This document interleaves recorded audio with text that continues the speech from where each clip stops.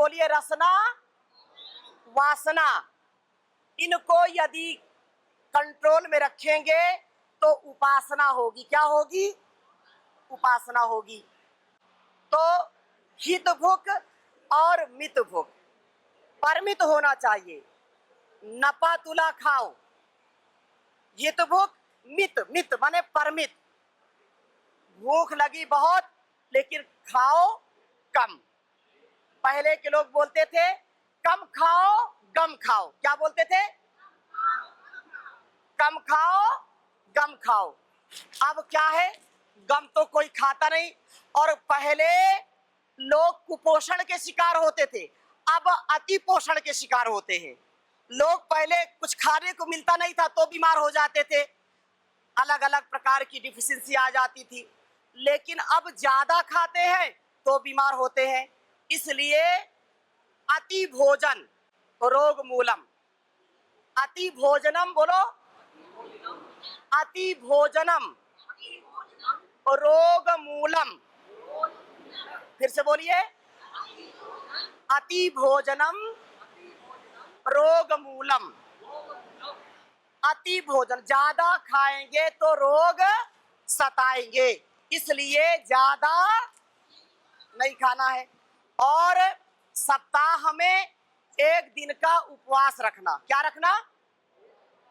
एक दिन का उपवास रखिए।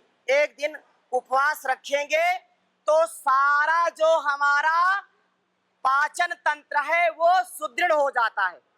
हम एक दिन यदि उपवास नहीं रख सकते तो 15 दिन में एक दिन रहो। कितने दिन में? एकादशी का व्रत रखो।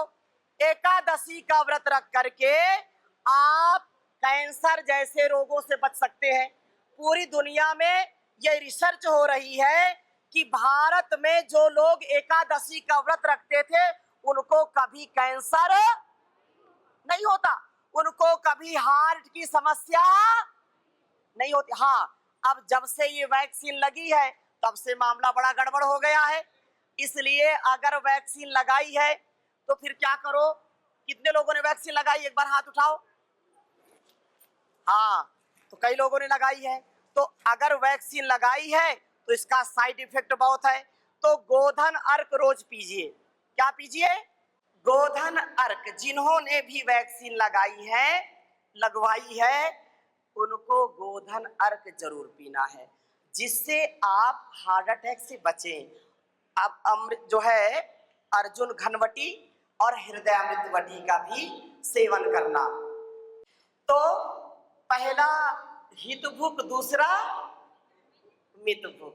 नपा तौलुक, जो नाप तौल करके खाना, नपा तुला खाओ। मेरे साथ बोलिए, एक भुक्तम सदा रोगम, नहीं, एक भुक्तम सदा आरोग्यम।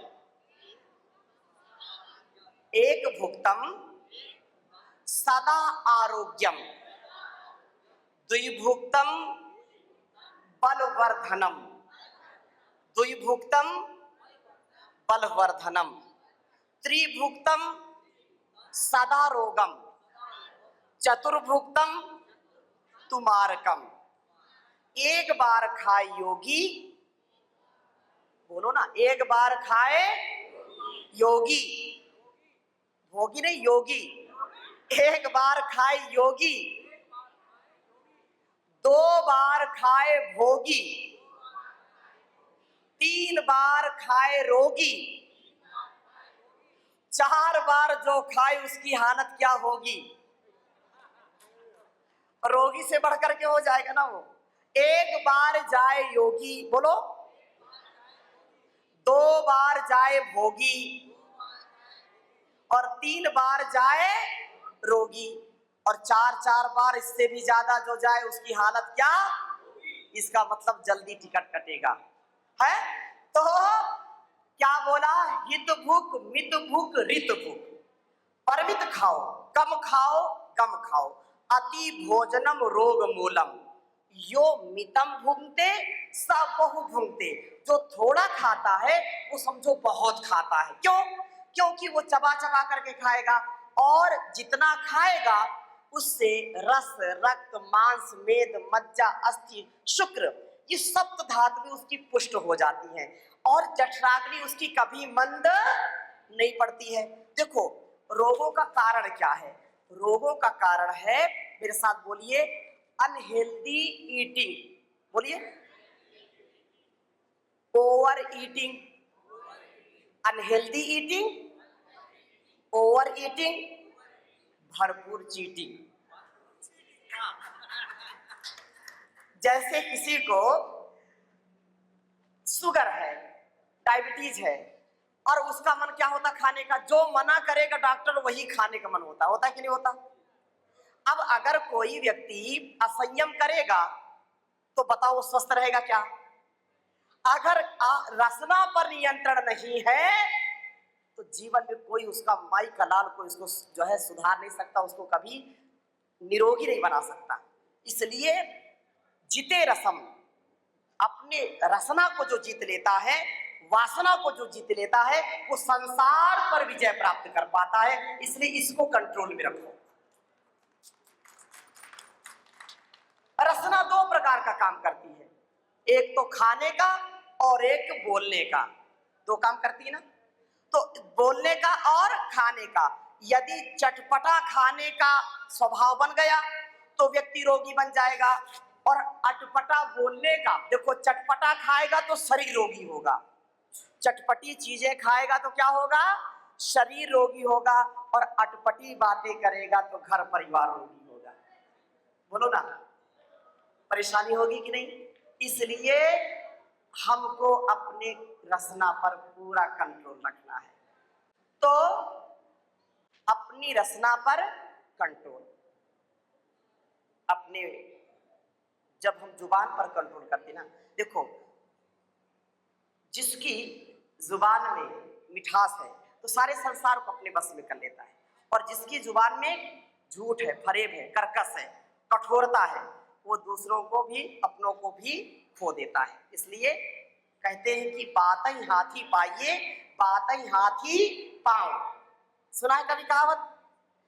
ऐसी वाणी बोलिए मन का आपा खोए, ऐसी वाणी बोलिए मन का आपा खोए, औरन को शीतल करे आप शीतल होए, रे कबीरा आप शीतल होए।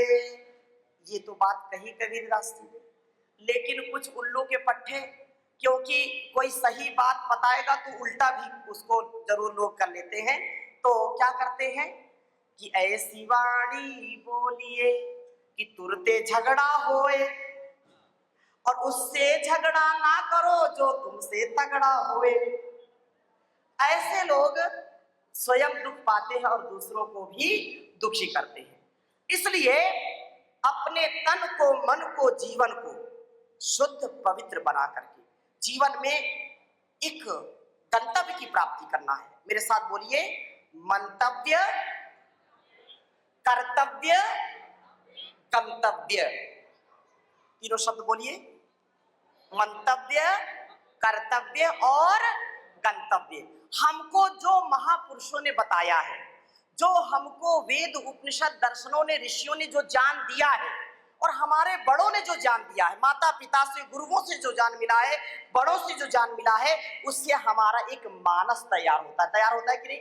एक विचार व्यक्ति को संसार का सबसे ताकतवर व्यक्ति बना सकता है, संसार का सबसे बड़ा प्रभावशाली व्यक्ति बना सकता है। एक विचार व्यक्ति को नर से नारायण बना सकता है, एक विचार वामन से विराट बना सकता है, और एक गलत विचार यदि आएगा तो उसको नर्क में जाएगा, उसको पतन की ओर ले जाएगा। वो संसार का सबसे निकृष्ट व्यक्ति बन सकता है, जीव जंतुओं से भी नीचे चला जाएगा। इसलिए एक विचार संसार का, घर परिवार का उद्धार कर सकता है। तो अच्छे विचार के साथ, सच्चे विचार के साथ जीवन को जीना। तो ऐसे हित भुक, मित भुक और ऋत भुक। ऋत का दो अर्थ है। ऋत के दो अर्थ का मतलब क्या है? जो ऋतु के अनुकूल है। क्या बताया? ऋतु के अनुकूल भोजन करना। पहले हमारे सभी पूर्वज किस ऋतु में क्या खाना है उसी को खाते थे, अन्य ऋतु की कोई चीज खाते नहीं थे और बढ़िया स्वस्थ रहते थे। लेकिन आजकल जब से ये फ्रिज रूपी राक्षस आ गया ना, फ्रिज क्या बोला ये, और जो है ना कोल्ड स्टोर, तो पुरानी चीजों को केमिकल लगा करके रख लेते हैं और उसी को खाते रहते हैं। माताएं कुछ ऐसा गड़बड़ काम करती हैं, सब्जी सुबह बनाई और खा करके आधी रख दी फ्रिज में और दिन भर रखी रही, दोपहर में भी खाया गरम करके, शाम को भी खाया गरम करके, वो जहर हो जाता है। ऐसी चीजों को नहीं खाना। याद रखो, अगर फ्रिज में कोई चीज रखनी है तो केवल फल का और सब्जियों का, उसमें हरी सब्जी रखो और फल रख दीजिए। लेकिन फल को भी तुरंत निकाल करके नहीं खाना, बाहर रख करके जब उसका टेम्परेचर सामान्य हो जाए तभी उसका प्रयोग करना चाहिए। हम क्या करते हैं, दूध भी रख देते हैं फ्रिज में, और दूध को ठंडा था उसको तुरंत गैस में चढ़ा करके गर्म कर दिया, जहर बन जाएगा। छोटी छोटी चीजें हैं लेकिन बड़ा ही उससे घातक। जैसे हम पहले तो कुकर नहीं होते थे, कुकर, और कुकर में अब दाल पकाते हैं ना तो दाल पकती नहीं, उसमें फट जाती है। और दाल जो कुकर वाली दाल खाते हैं वो हमारे पेट में उपद्रव पैदा करती है, यूरिक एसिड बढ़ाती है। इसके पहले कभी यूरिक एसिड नहीं बढ़ता था, खूब लोग दाल खाते थे कि नहीं खाते थे, और कभी उनको जोड़ों का दर्द नहीं होता था। आजकल की जो दालें खाते हैं उससे यूरिक एसिड बढ़ जाता है। इसलिए छोटी छोटी बातें लेकिन स्वास्थ्य के लिए अति उत्तम है, इनका हमको अपने जीवन में आचरण में पालन करना चाहिए, ये बहुत उत्तम है। दूसरी बात, ऋतु के अनुकूल का मतलब है ईमानदारी की कमाई, ऋत की कमाई का। ऋतु भुक का मतलब क्या है, दूसरा अर्थ ईमानदारी की कमाई का खाओ। याद रखो, आज जो बीमारियां फैल रही हैं, घर परिवार दुखी है, करोड़ों रुपए आते हैं घर में लेकिन बीमारी में जाते हैं, हताश है, निराश है लोग। क्यों? क्योंकि बेईमानी का पैसा घर में आता है, बेईमानी का खाना खाते हैं, खून पसीने का नहीं, वो दूसरों का खून निचोड़ करके खाना खाते हैं। ऐसे घर के व्यक्ति कभी स्वस्थ नहीं रहेंगे। इसलिए ईमानदारी का खाओ, कभी किसी का हक नहीं मारना, कभी किसी के छीना झपटी करके वो अन्न का सेवन नहीं करना, वो जहर बन जाता है। इसलिए मैं निवेदन करूंगा कि अपने घर परिवार और संसार के व्यापार में आपको उत्तम से उत्तम जीवन जीना है और योग आयुर्वेद का प्रयोग करना है। क्या बोलना है? योग आयुर्वेद के प्रयोग से, योग आयुर्वेद की डबल डोज से आप संपूर्ण स्वस्थ रह सकते हैं। अभी हम गए थे डिंडोरी में, शहपुरा से आ रहे हैं, वहाँ शहपुरा में बहुत हमारे आदिवासी लोग रहते हैं और वो स्वयं अपनी चिकित्सा करते हैं कि नहीं करते? स्वयं वो अपना खान पान और सारा रहन सहन उनका एक जैसा रहता है और वो बाहर की चीजों का प्रयोग नहीं करते। मुझको बताया गया कि पहले तो कभी बाहर ही नहीं जाते थे तो केवल नमक लेने जाते थे और वो 100 साल 150 साल जीते थे कि नहीं? इसलिए खान पान पर बहुत विचार करने की जरूरत है और ऐसे खान पान से आप अपने जीवन को सुरक्षित बना सकते हैं। दूसरी बात, स्वदेशी का प्रयोग करना है। योग आयुर्वेद का प्रयोग करके फिर क्या करना है?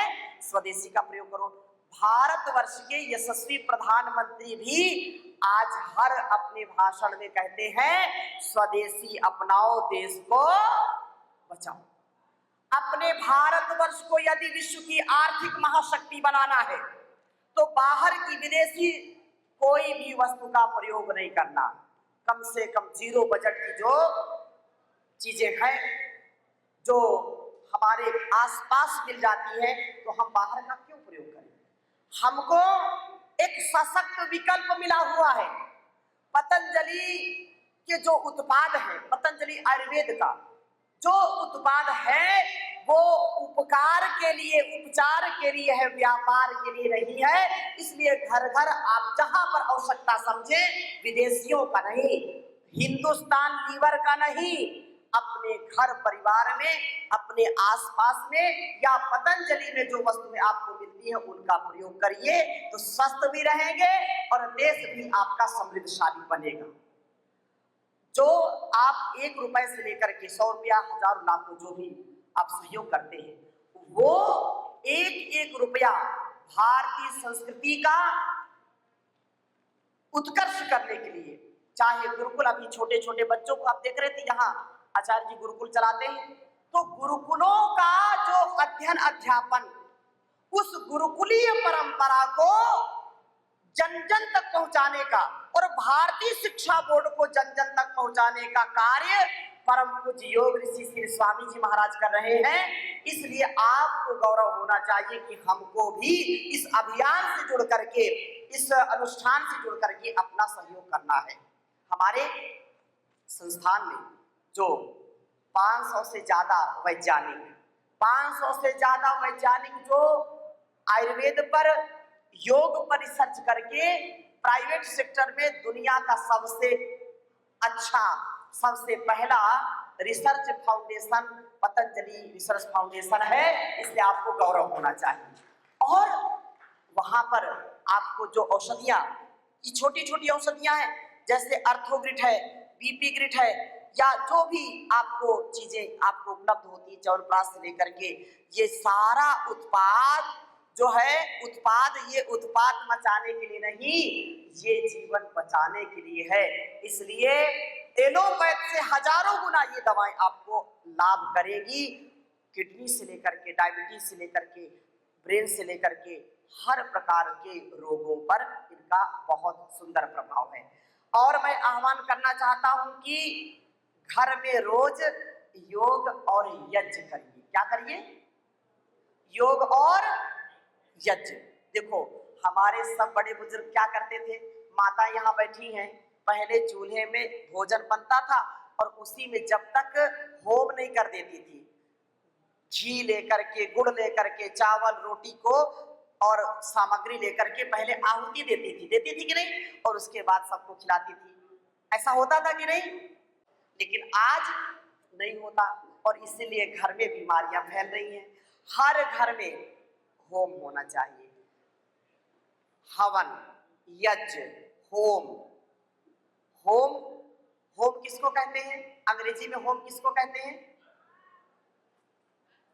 घर को कहते हैं। घर को कहते हैं ना, HOME, होम।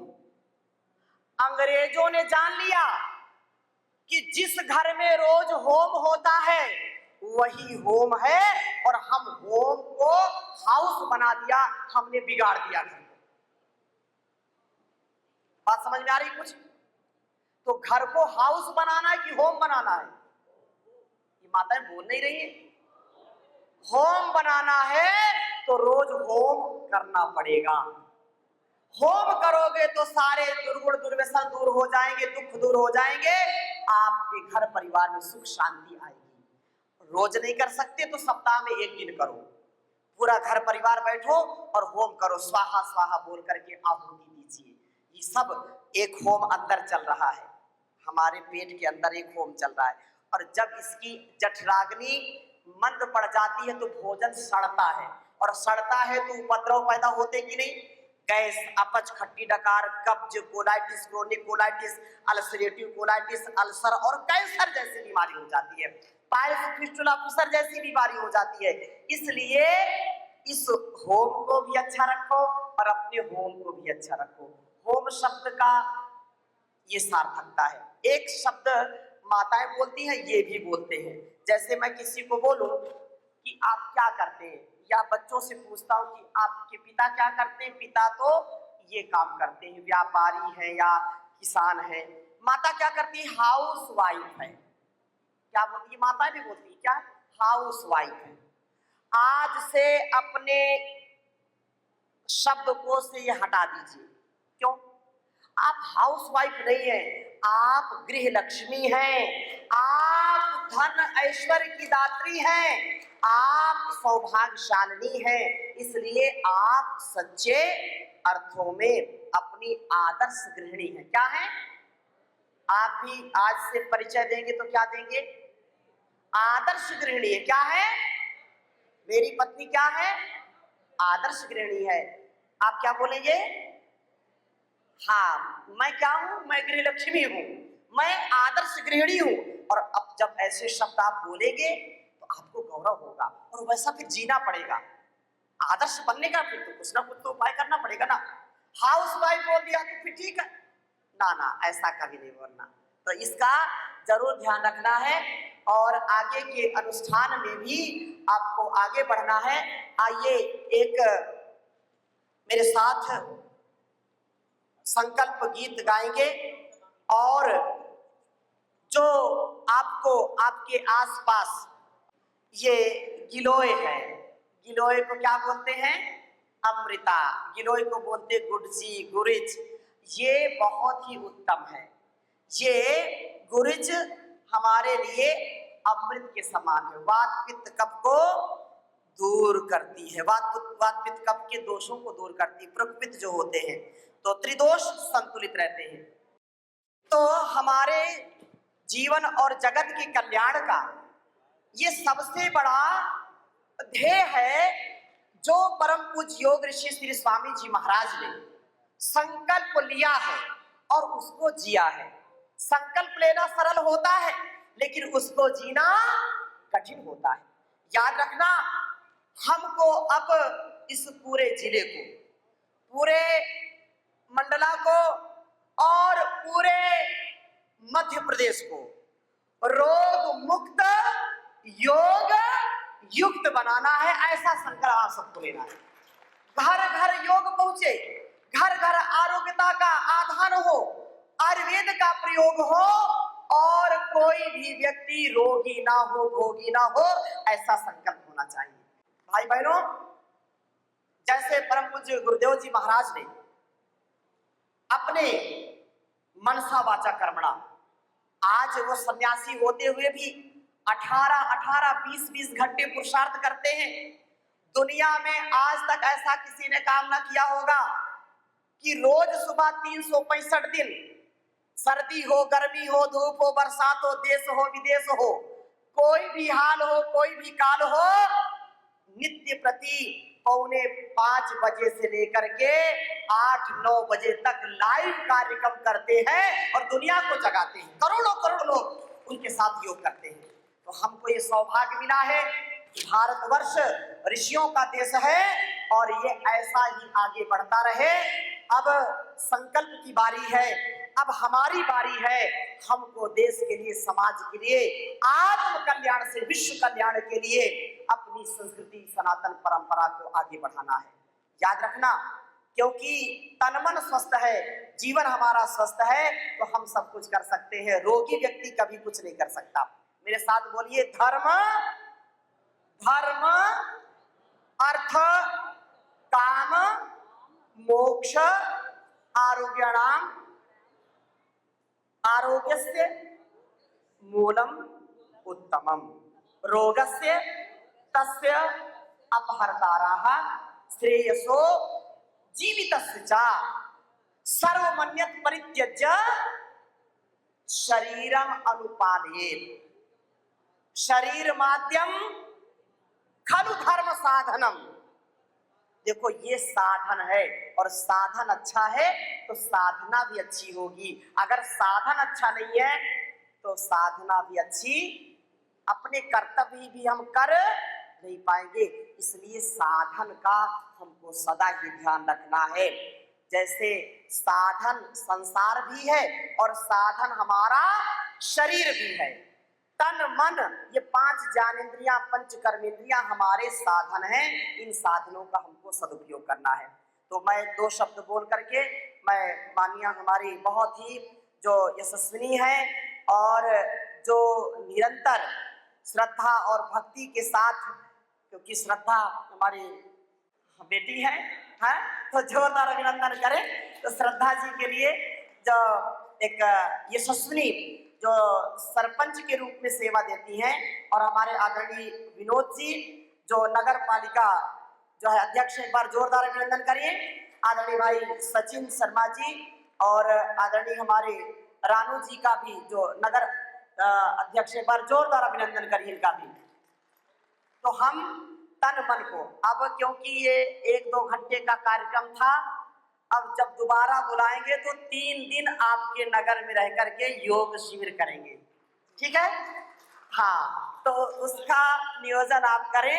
3 दिन आरोग्यता की गंगा बहेगी, योग आयुर्वेद का, यज्ञ का, अपनी सनातन पुरातन ऋषि परंपरा का और अपने संस्कारों का, बच्चों के अंदर श्री राम का, श्री कृष्ण का, सीता सावित्री का, गार्गी का, मदालसा का, उनके अंदर महाराणा प्रताप का, छत्रपति शिवाजी महाराज का गौरव जगे, उनका व्यक्तित्व, कृतित्व, नेतृत्व सर्वोपरि हो, ऐसा व्यक्तित्व करना है, राष्ट्र का निर्माण करना है। तो योगी बनकर के कर सकते हैं, रोगी बनकर के नहीं कर सकते, भोगी बनकर के नहीं कर सकते हैं। इसलिए योग करो और कराओ, अपने जीवन को सुंदर और सफल बनाओ। ये साधना है, ये साधना राष्ट्र की है, आराधना है।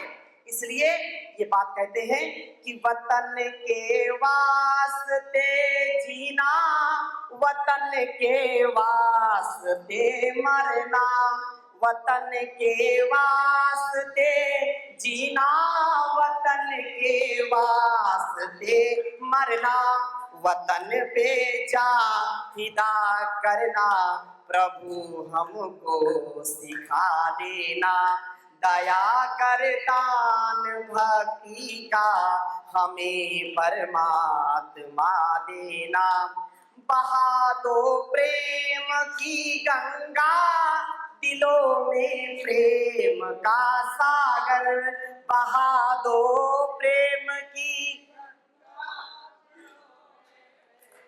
का सागर, हमें आपस में मिलजुल कर प्रभु रहना सिखा देना, दया कर दान भक्ति का हमें परमात्मा देना, हमारा धर्म हो सेवा, हमारा कर्म हो सेवा, हमारा धर्म हो सेवा, हमारा कर्म हो सेवा, सदा ईमान हो सेवा, व सेवक जल बना देना, दया कर दान भक्ति का हमें परमात्मा देना, हमारे ध्यान में आओ प्रभु आंखों में बस जाओ, हमारे ध्यान में आओ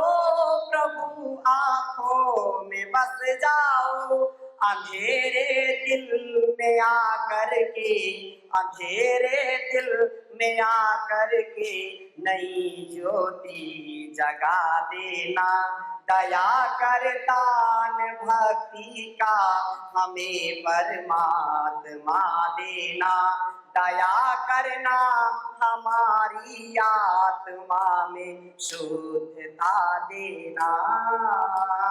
पूरे भारत माता की वंदे, दोनों हाथ उठा करके वंदे वंदे, करो योग, करो योग, घर घर जाएंगे सबको योग, घर घर जाएंगे सबको योग, स्वदेशी अपनाएंगे देश को। बोले सभी ऋषि ऋषिकाओं की, सभी वीर वीरांगनाओं की, सियापति रामचंद्र भगवान की, योगेश्वर श्री कृष्ण चंद्र की, पवन सुत हनुमान की, महर्षि देव दयानंद की, गुरु विरजानंद की, नमः पार्वती पतये हर हर।